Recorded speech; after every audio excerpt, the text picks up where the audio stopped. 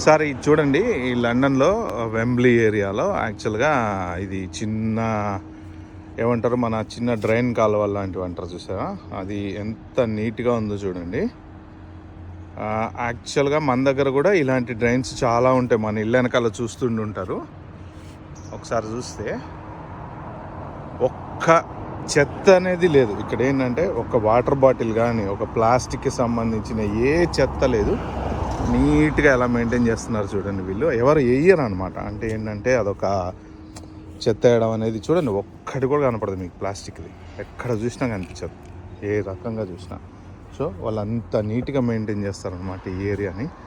మన దగ్గర కూడా మనం ఇలానే పాటిస్తే మనకి పొల్యూషన్ చాలా తక్కువ ఉంటుంది. చూడండి చాలా నీట్గా ఉంది కదా.